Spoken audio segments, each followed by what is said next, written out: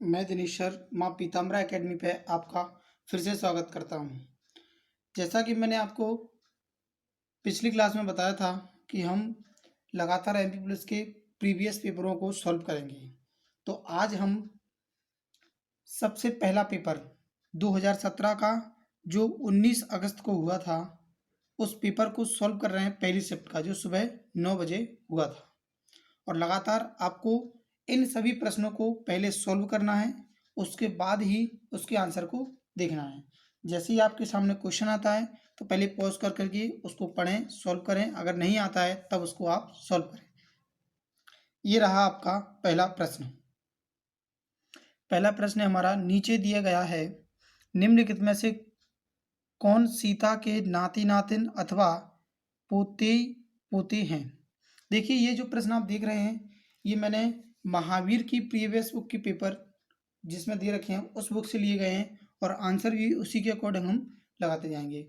तो पहले पढ़ते हैं इसमें दिया कौन सा है। देखिए, सीता यहाँ पर इंडिकेट की गई है। ये जो है सीता यहाँ पर है। अब सीता का एक नीचे जनरेशन आती है तो उनके पुत्र या पुत्री आएंगी, तो इससे जनरेशन से नीचे जाते हैं और नीचे जाएंगे तो उसके नाती नातिन या पोता पोती मिलेंगे। तो सबसे पहले ऑप्शन में देखा आपने पारुल और कपिल। तो जैसा कि हमने देख लिया, इसमें पहला ऑप्शन हमने देखा पारुल और कपिल। पारुल को अगर देखा जाए तो यहाँ आई है, ये पोती हो चाहिए या पोता हो जाएगा, क्योंकि यहाँ नाम से हम क्लियर नहीं कर सकते कि कौन लड़का है या कौन लड़की है, क्योंकि यहाँ पर जेंडर क्लियर नहीं होता जब तक वहाँ दिया ना जाए। नाम से क्लियर नहीं किया जा सकता। कपिल, कपिल भी आप देख रहे हैं यहाँ आ गया, ये पोता पोती की श्रेणी में आता है। इसके अलावा देखते हैं आपका आंसर यही सही है। दूसरा गलत क्यों है, तीसरा चौथा गलत क्यों है, क्योंकि आप जानते हैं इसमें प्रियंका नाम लिया गया है, प्रियंका सीता की पुत्री है, इसीलिए ये ऑप्शन गलत होता है। और आगे चलते हैं तो आपने देखा इसमें कुणाल और सरिता, सरिता जो है सीता के पुत्र की बहू है, तो इसीलिए वाइफ है, तो ये भी गलत होता है आपका। इसमें आपने देखा राहुल जो सीता का पुत्र है, इसलिए ऑप्शन भी गलत होता है। तो आपका पहला आंसर सही हुआ ये। अब देखते हैं दूसरा प्रश्न। मानव अधिकार दिवस किस दिन मनाया जाता है। तो ये सिंपल प्रश्न है, इसकी ये डेट रटने वाला है। आप ध्यान रखें, जितने भी आपके इंपोर्टेंट डेज पढ़ते हैं पूरे के पूरे वर्ष में किसी न किसी एक डेज का क्वेश्चन जरूर बनता है। तो इसका आंसर आपका सही है सी, 10 दिसंबर। तीसरा प्रश्न है आपका, विदिशा किस नदी के तट पर है। तो विदिशा नदी जो आपका है बेतवा नदी के पास में पड़ता है, तो आपका आंसर हो जाएगा बेतवा नदी। देखते हैं चौथा प्रश्न। ये रहा आपका चौथा प्रश्न। इसमें दिया गया है, इतिहास के अनुसार किसने ग्वालियर की स्थापना की। तो ग्वालियर की स्थापना सूरज सेन ने की है। ये ग्वालियर जो हमारा है मध्य प्रदेश का एक जिला है। ये यहाँ पर बहुत ही एक अच्छा किला बना हुआ है जिसकी स्थापना सूरज सिंह ने की थी, और इसी के आधार पर मानते हैं कि ग्वालियर की जो स्थापना की है वो सूरज सिंह ने की है। यहाँ आपका पांचवा प्रश्न दिया गया है कि डिमांड को DNAMED से तथा सप्लाई को YLPPUS से कोडित किया जाता है, तो क्वांटिटी को कैसे कोडित किया जाएगा। तो देखिए इस प्रश्न का क्या आंसर आता है। जैसा कि हम देख रहे हैं इस प्रश्न में डी को डी से लास्ट में लिखा गया है, ई को सेकंड लास्ट, एम को थर्ड लास्ट, यानी सबसे पहले वाले को सबसे लास्ट में, फिर सेकंड को सेकंड लास्ट में, इस क्रम में लिखा गया है। इसी प्रकार से आपने क्वांटिटी को जब अपोजिट में लिखा गया तो आपका ऑप्शन निकल कर आया ए। देखते हैं छठवां प्रश्न। छठवां प्रश्न है, प्रधानमंत्री श्री नरेंद्र मोदी की जीवनी मोदी एक तारे का अतुल्योदय के लेखक हैं। यहाँ देखा जाए तो इसका आंसर है तरुण विजय। तरुण विजय हमारे एक ऐसे पत्रकार हैं और चिंतक भी हैं जिन्होंने ये पुस्तक लिखी है हमारे देश के प्रधानमंत्री के लिए, उनकी जीवनी पर। सातवां प्रश्न है आपका, हिंदुस्तान एरोनॉटिक्स लिमिटेड का मुख्यालय कहाँ स्थित है। तो ये बेंगलोर के अंदर स्थित है आपका। एरोनॉटिक्स के अंदर जो काम किया जाता है वो हवाई जहाज के पार्ट बनाए जाते हैं, हवाई जहाज से रिलेटेड कार्य होता है उसके अंदर, या ऐसे भी कह सकते हैं कि हवाई जहाज का पूरा निर्माण किया जाता है एरोनॉटिक्स के अंदर। भारत में कुल कितने फिलिंग द ब्लैंक्स दिया गया है केंद्र शासित प्रदेश हैं। देखिए 2017 के अकॉर्डिंग इसका आंसर 7 था, लेकिन आज मैं जो वीडियो रिकॉर्ड कर रहा हूँ तब 2020 चल रहा है और देश में लॉकडाउन की स्थिति है। 14 अप्रैल 2020 आज का डेट है, जिस दिन मैं वीडियो रिकॉर्ड कर रहा हूँ। उस दिन ये बदल करके, क्योंकि अब हमारे देश में, भारत के अंदर देखा जाए तो केंद्र शासित प्रदेशों की संख्या जो है बढ़कर 9 हो गई है और राज्य जो हमारे हैं वो 28 रह गए हैं केवल। तो इसीलिए इसका आंसर ये नहीं है, ये 2017 के अकॉर्डिंग है। अब बदल गया आंसर, ये करेक्शन वाला क्वेश्चन था, तो इसका सही आंसर होगा 9।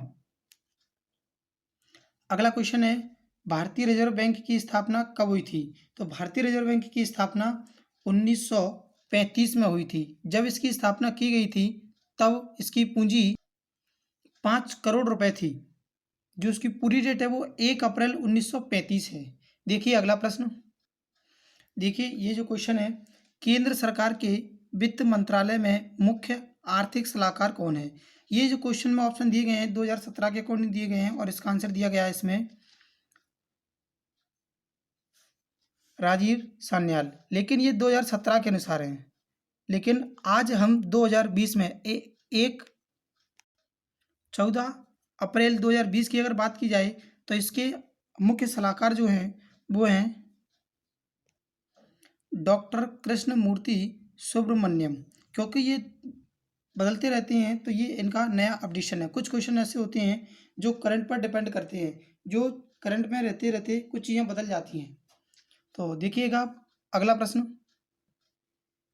नेक्स्ट क्वेश्चन है हमारा, संस्कृत के लिए 2014 के साहित्य अकादमी पुरस्कार के विजेता के रूप में किसे नामित किया गया? तो ये जो नामित किया गया है साहित्य अकादमी पुरस्कार के लिए वो प्रभुनाथ द्विवेदी जी को किया गया है। आइए देखते हैं अगला नेक्स्ट क्वेश्चन, किसने ओरछा के चतुर्भुज मंदिर का निर्माण करवाया? तो ये जो ओरछा के मंदिर के चतुर्भुज का मंदिर निर्माण जो करवाया था बुंदेला राजा राजपूत ने करवाया था। देखते हैं नेक्स्ट क्वेश्चन, नेक्स्ट क्वेश्चन है आपका, विंध्याचल श्रेणी में ऊंची चोटी है? तो आंसर है इसका गुडविल चोटी। तो भारतीय सेना के प्रमुख कौन है? भारतीय सेना के प्रमुख जो हैं इसमें बदल चुके हैं, क्योंकि 2019 तक हमारे जनरल बिपिन रावत जी थे, इसके बाद बदलकर नए हो जाते हैं जनरल मनोज मुकुंद नरवाने जी हैं, जो 28वें नंबर के हमारे भारतीय थल सेना के प्रमुख हैं। नेक्स्ट क्वेश्चन जो दिया गया है इसमें पूछा गया है, एक विषम ज्ञात कीजिए, या 4 ऑप्शन दिए गए हैं उसमें से एक ऑप्शन अलग है उसे छांटना है। जैसे कि हम देखते हैं हाथी एवं चिंघाना, जैसे हाथी जो अपना साउंड निकालता है उसे चिंघाना बोलते हैं, घोड़ा हिनहाते हैं, कुत्ते भौंकते हैं, जबकि ऊँट दहाड़ता नहीं है, दहाड़ता शेर है। तो इसका सही आंसर है ऑप्शन सी। नेक्स्ट क्वेश्चन है, एक खास कोड भाषा में वे डास कैट का अर्थ वाइस एंड क्लेवर, कोमा डास सोम जाना का अर्थ क्लेवर यंग बॉय तथा जुप जाना ऑन का अर्थ यंग मीन्स फ्रेश होता है। इस कोड भाषा में बॉय का अर्थ होगा, यहाँ 4 ऑप्शन दिए गए हैं। देखते हैं इसका सॉल्यूशन करना कैसे है। ये जो क्वेश्चन है कोडिंग डिकोडिंग से है, तो इसमें हमने देखा कि इन, इसमें और इसमें, इन दोनों के अंदर डास और डास मिल रहा है इधर, तो इधर भी हमारा क्लेवर और क्लेवर मिला है, तो हमने इसको एक रेक्टेंगल के अंदर ब्रैकेट में बंद किया, रेक्टेंगल में इसको बंद कर दिया। इन दोनों में देखा तो जोना और जोना मैच कर रहा है, तो हमने ये थोड़ा सा ऐसे बनाते हुए लिया सेफ, इसमें भी मिला दिया। तो इसी प्रकार से हमने इसका और इसका, तो जोना के लिए ये यूज होगा, डास के लिए ये यूज होगा, लेकिन हमें बॉय का निकालना है। तो बॉय आपने देखा कहाँ दे रखा है, यहाँ दे रखा है। अब आपने देखा कि डास के लिए क्लेवर हो गया, जोना के लिए यंग हो गया, तो जो बचा हुआ है सोम वो किसका होगा? बॉय का। तो इसका आंसर निकल कर आएगा आपका सोम। देखिए नेक्स्ट क्वेश्चन है आपका, यदि वोड BOARD को ERDUG से कोडित किया जाता है तो FKDLU को कैसे कोडित किया जाएगा? देखिए ये भी कोडिंग डिकोडिंग का क्वेश्चन है, और आप ध्यान रखें कोडिंग डिकोडिंग से क्वेश्चन जरूर बनते हैं और आपको परेशान नहीं होना है। इसके प्रश्न बनते हैं, बड़ी आसानी से बन जाते हैं, लेकिन आपको अल्फ़ाबेट्स याद होने चाहिए। अगर आपको अल्फ़ाबेट्स याद नहीं है तो आप जाएं नीचे डिस्क्रिप्शन में एक रीजनिंग का अल्फ़ाबेट का एक लिंक दे रखा है आपको डिस्क्रिप्शन में, उस पर क्लिक करें और अल्फ़ाबेट को बहुत ही ईज़िली तरीके से याद कैसे करना है ये आप समझ लें। अगर आप पहली बार इसको कर रहे हैं तो सीख लें। देखिए, अगर हमें इसकी अल्फ़ाबेट बहुत अच्छे से याद होती हैं तो आपने देखा ये बी दूसरा अंक नंबर होता है और ये 5वां। यहाँ से पता चला कि 3 प्लस किया गया है। ये आपका 12वां नंबर 15वां नंबर है और ये 18वां है। +3 इसमें भी हुआ, ये पहला नंबर है, ये आपका चौथा। यानी इसमें जो सीरीज़ चल रही है ओनली +3 की चल रही है। तो इसके अकॉर्डिंग आपने देखा कि F, K, D, L, U इन सभी में ++3 किया तो आपका जो बनता है सबसे पहले कौन सा ऑप्शन बनता है? क्योंकि F 6 में 3 जोड़ेंगे 9 बनेगा। 9 आपने देखा किसी ऑप्शन में नहीं है तो आपका सीधा सीधा आंसर क्या होता है? यही होता है और आगे ज़्यादा चेक करने की ज़रूरत भी नहीं है। देखते हैं नेक्स्ट क्वेश्चन। केंद्रीय पर्यावरण वन एवं जलवायु परिवर्तन मंत्रालय के क्लाइमेट स्मार्ट विलेज प्रोजेक्ट में मध्य प्रदेश के कितने गांव शामिल किए गए थे? ऑप्शन दे रखा है आपको 50, 90, 80 और 60। तो इसमें मध्य प्रदेश के 60 गांव शामिल किए गए थे। देखिए, ये दिया गया है यहाँ पर 60 गांव शामिल किए गए थे क्योंकि केंद्रीय पर्यावरण वन एवं जलवायु परिवर्तन मंत्रालय के क्लाइमेट स्मार्ट विलेज प्रोजेक्ट में मध्य प्रदेश के 60 गांव शामिल किए गए थे। तो इसका आंसर आता है 60। नेक्स्ट क्वेश्चन है, भारत की परमाणु सक्षम मिसाइल अग्नि 5, ये जो भी का आकार दिख रहा है रोमन 5 लिखा हुआ, अग्नि 5 का 2016 से परीक्षण किया गया था। तो ये जो परीक्षण किया गया था अग्नि 5 का 2016 में, तो अब्दुल कलाम द्वीप से किया गया था। क्वेश्चन नंबर 20 जो आपका है, इसमें 4 छात्राओं रीना, बीना, मीना और नीना के एक समूह पर विचार करें। तो जो एक पंक्ति में खड़ी हैं रीना और बीना बाईं ओर से क्रम से 6वें और 7वें स्थान पर खड़ी हैं। तो हमने ये ड्रॉ किया, इसमें ये आपका लेफ्ट होता है, ये आपका राइट होता है, ये दाईं ओर होता है, ये बाईं ओर होता है।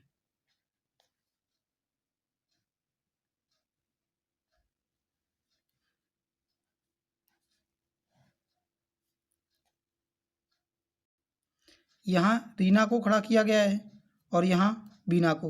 रीना का 6वां स्थान है लेफ्ट से और लेफ्ट से 7वां स्थान बीना का है। अब और आगे बढ़ते हैं प्रश्न को। मीना और नीना दाईं ओर से क्रम से 4थे और 5वें स्थान पर है। पहले मीना का नाम लिया गया है तो ये मीना होगी राइट से 4थे स्थान पर और नीना होगी आपकी राइट से 5वें स्थान पर। अब आपस में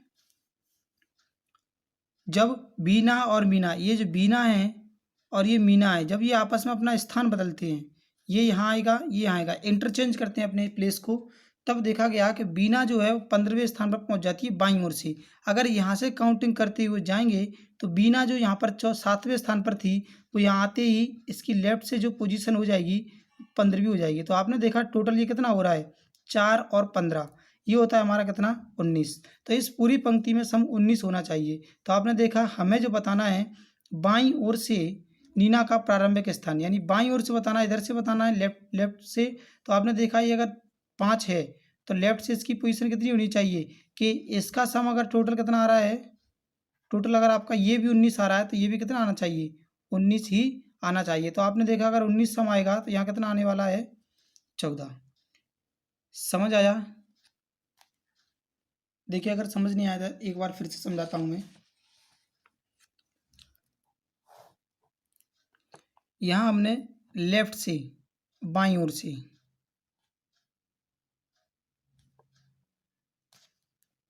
जो बाईं ओर से है उसको हम एल से इंडिकेट करेंगे, जो दाईं ओर से उसे हम आर से इंडिकेट करेंगे।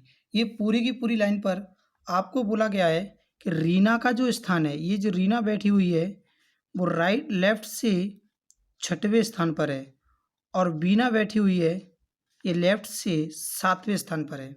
फिर जब हम राइट से चलते हैं तो राइट से हमने देखा कि मीना जो बैठी हुई है मीना, तो ये राइट से 4थे स्थान पर है और नीना जो बैठी हुई है ये राइट से 5वें स्थान पर बैठी हुई है। अब वीना ने और मीना ने अपना स्थान इंटरचेंज किया है।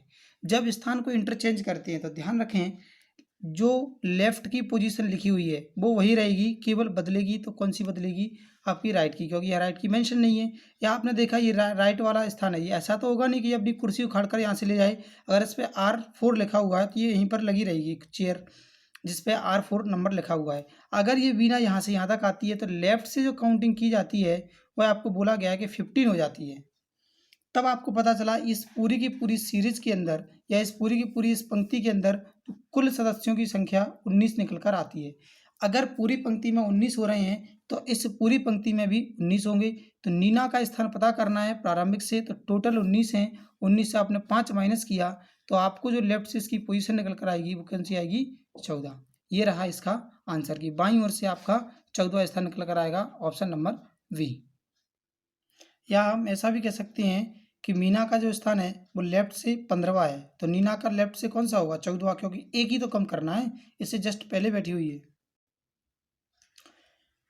नेक्स्ट क्वेश्चन है आपका, सीता, गीता और मीता के एक परीक्षा उत्तीर्ण होने की प्रायिकता क्रमशः 60%, 40% और 20% है।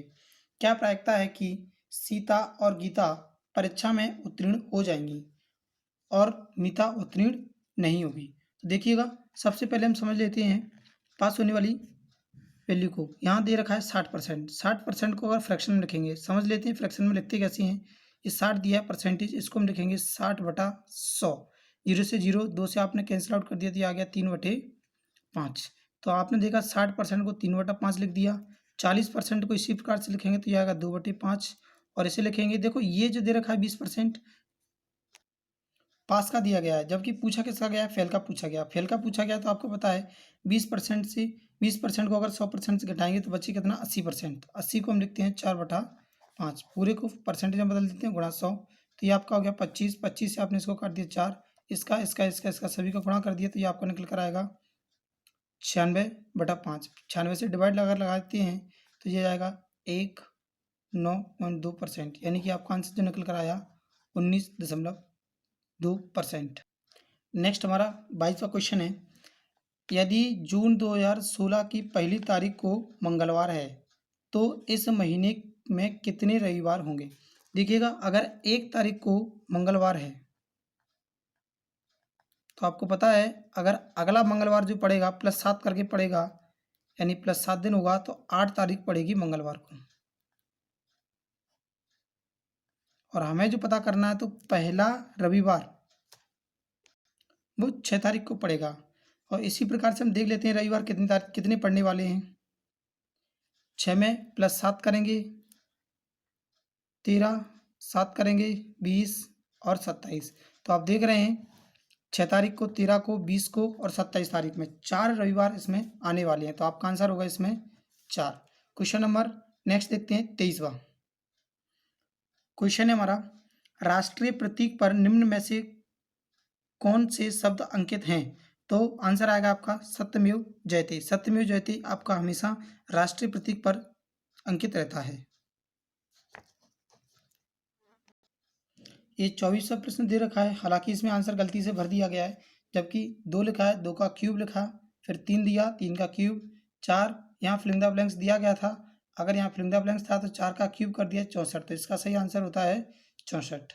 आपका नेक्स्ट क्वेश्चन है 25वां, इस लुप्त पद का मान हमें ज्ञात करना है। ये 324 दिया है, 108 दिया है, 36 दिया है, 12 दिया है। तो हम देख लिया इसमें 3 से डिवाइड कर दिया तो 108 मिलेगा। 108 में फिर से 3 से डिवाइड किया 36 मिलेगा। 36 में 3 से डिवाइड किया 12 और 12 में 3 से डिवाइड किया तो आंसर आपका आएगा कितना? केवल 4।